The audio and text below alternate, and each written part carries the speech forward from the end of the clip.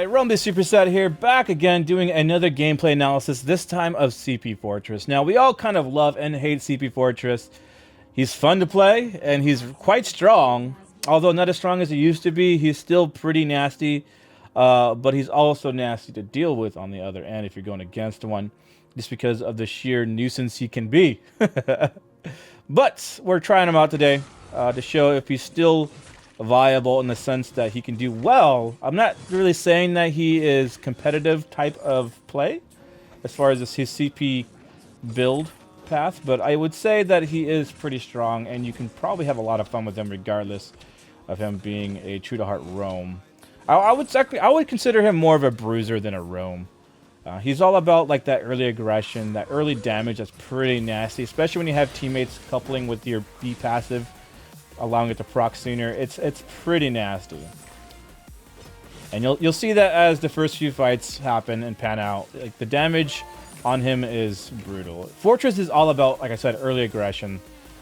So unlike the Lance or Arden, who have a higher health pool, Fortress does sacrifice a lot of his health for that damage output that he can put out, even as a roam.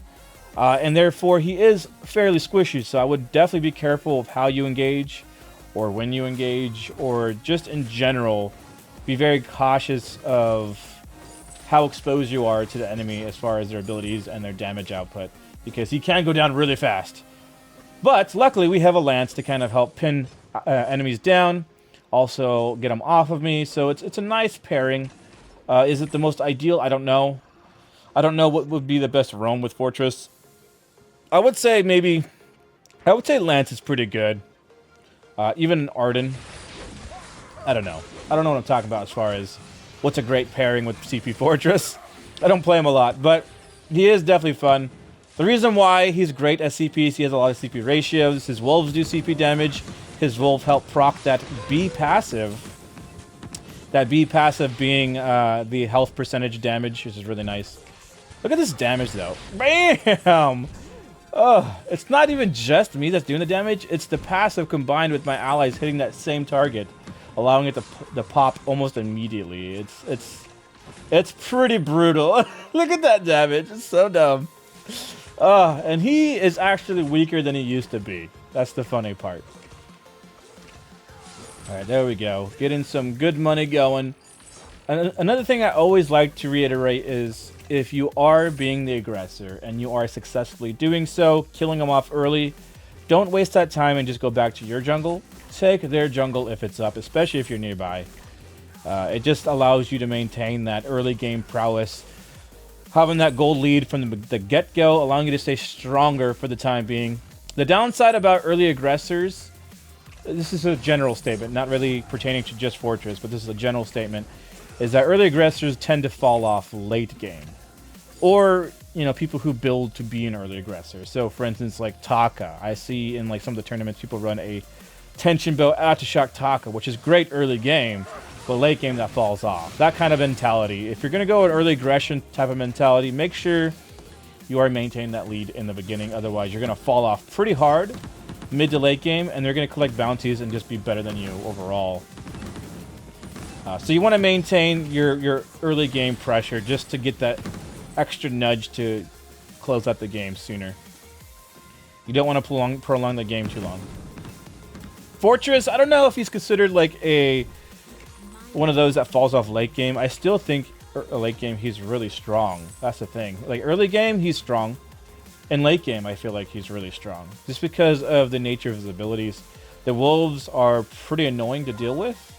Especially if you get a team that works really well and has someone who plays the Fortress really well.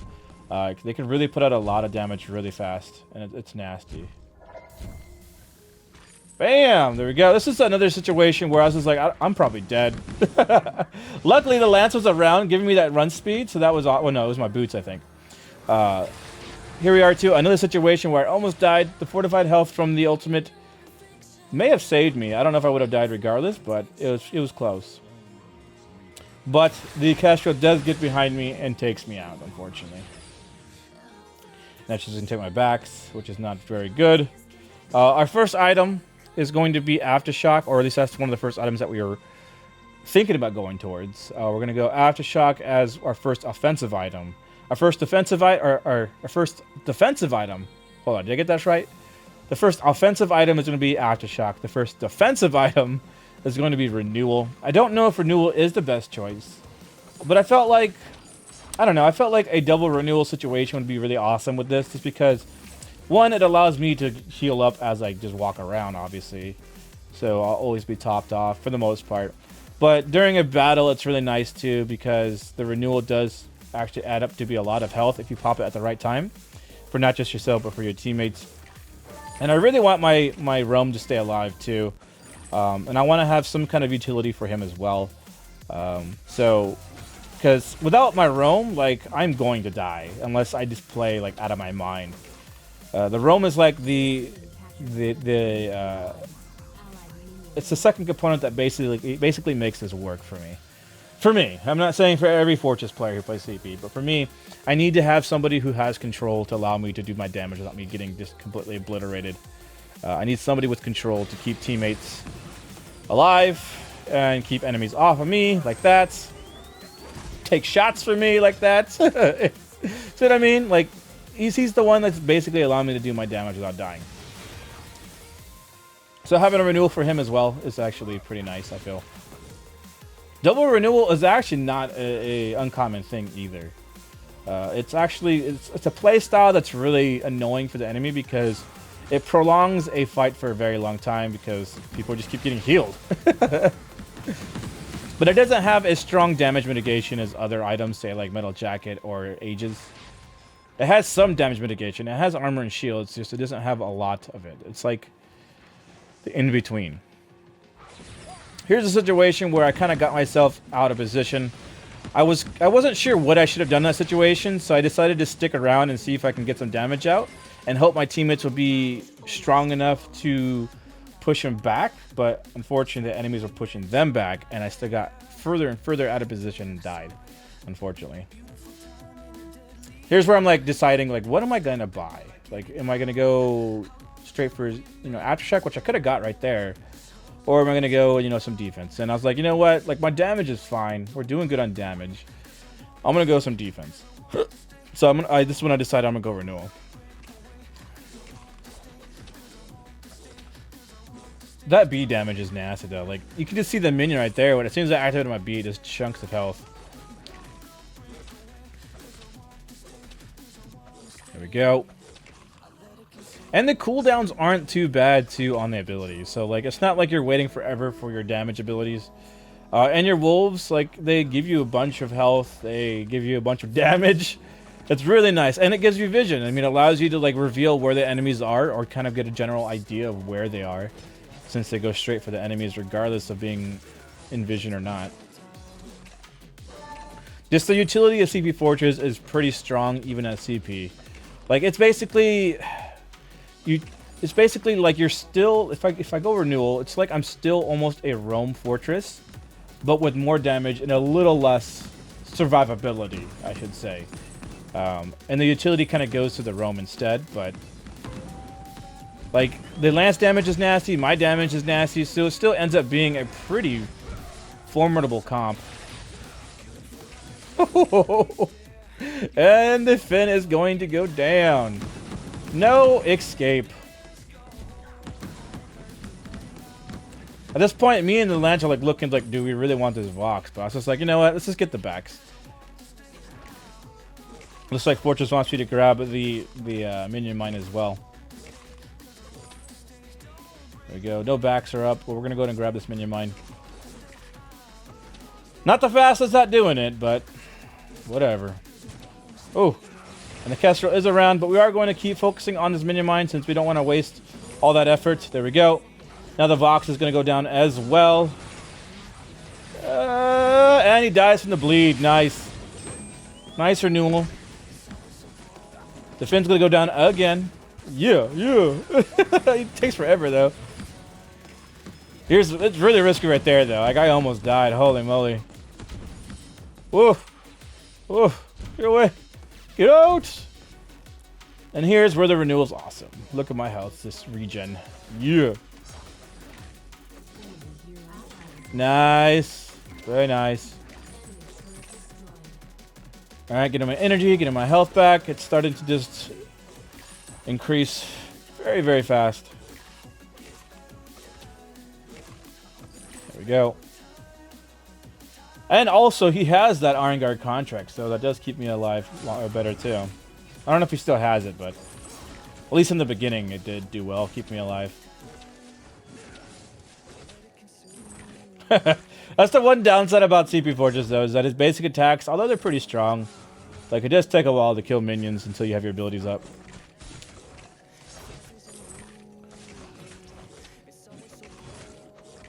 Oh lord, it took it forever. There we go. I guess, yeah, I was gonna say, I guess I should just use my A, maybe? That'd be awesome. So as far as point allocation, I definitely overdrive the B, and I overdrive the ultimate. The ultimate being the wolves on a lower cooldown, I believe, but also just being stronger overall. And then the B, obviously, damage output is phenomenal once you overdrive it.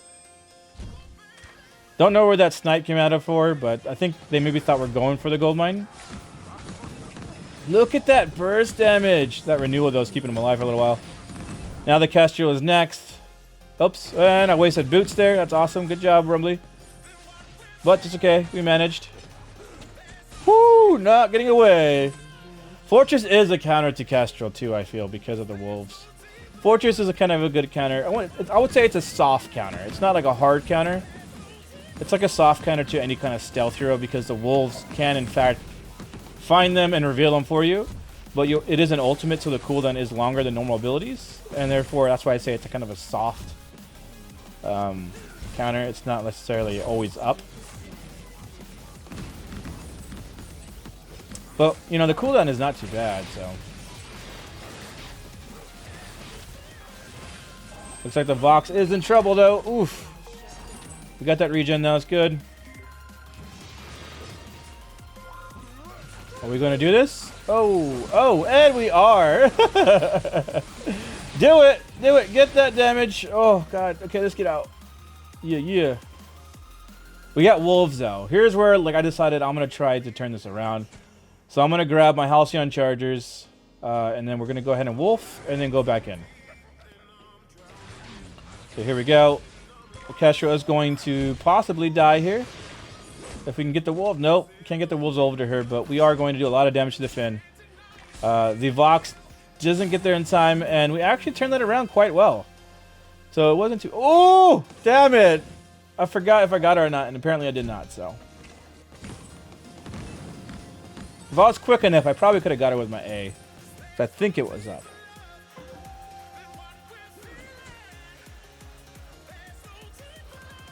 Honestly, though, I think the wolves visual should be like a fiery effigy. You know, like the I don't know what they're called. The freaking spirits. Here's another reason why Fortress is awesome. You know, you're getting objectives. You just cast your ultimates.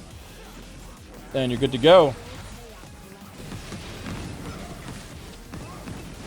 It gives you that vision. It gives you that immediate ability to just turn around and do a lot of damage. It's no joke. It's just like an obliteration.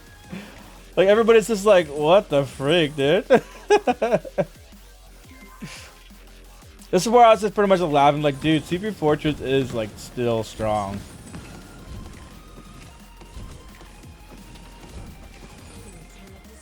Like, he is probably on par with, in terms of, like, fun, with, like, Weapon Power Arden. Ah, turret! Rumbly, get the frickin' turret! There you go. And we're going to do a bunch of damage to the Vox. The renewal is going to save the Vox, though, unfortunately. Now we have to definitely try to help our Lance get out, potentially. Lance is surviving like a beast, though. There's a renewal. I was like, no way, dude, I'm going in, bro. And the Vox goes down. Oh, and a nice reflect, a nice crucible, but he does go down eventually. I'm like really close to dying here, though. Oh. And we're going to take her out with us. I don't think so. Oh, jeez. And the wolves are still just wrecking this Finn along with the Vox, just finishing it off with another ace. Looking good. So now we're going to go ahead and get a Broken Myth. So as you can see, Aftershock, Renewal, Halcyon Chargers, Broken Myth. I think as far as any other damage, I'm probably not going to go anymore. I would generally go like a, probably like a Clockwork or some sort of cooldown. I think it's just Clockwork now, right? We're going to get Halcyon Chargers. We have Aftershock. So probably Clockwork because it allows us to have our wolves and do our abilities more often, which would be awesome. I think that's what I would probably do. So that would be 1, 2, 3, 4, 5. So we need one more item. So probably be like a defensive item.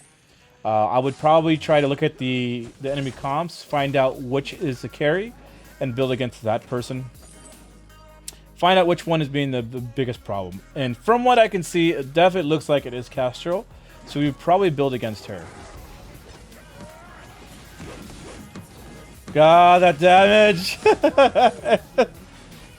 It's nasty. And we get the Castro, but she does go stealth.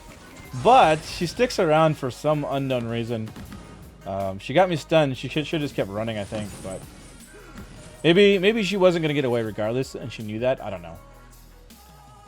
I felt like she had a chance to get away.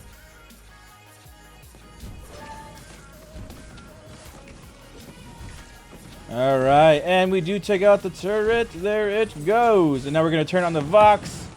Going to go ahead and do all our damage. Yay, there it goes. Got the renewal popped on us. Finn's going to go down here in a second. No, not yet. Ooh, and a pull. But we are going to go ahead and use our wolves. Go back in, take out the Finn. There we go. Down he goes. Now we can finish off with the Vayne. The reason why we did try to fight them off, well, one, it's always fun to see how much damage you can do, but two, primarily, is that it does solidify our win, because potentially they could have killed us on the Vayne. Although, probably not, given that it is Lance. Maybe we should have just tried to kill it, instead of prolong it. That was my bad. I was just really excited about my fortress. There we go. Always an honor, though, for VN. I don't know what Fear of God's Guild is, but VN, always an honor. But I think it's like Vayne Nation. I think that's what it is. But there you go. Hopefully you guys enjoyed the CP Fortress. Build would be Halcyon Chargers, a Aftershock, a Broken Myth, Renewal, defensive item, and then a Clockwork. But yeah, that's it. Hope you guys enjoyed. I'll see you guys next time. Later!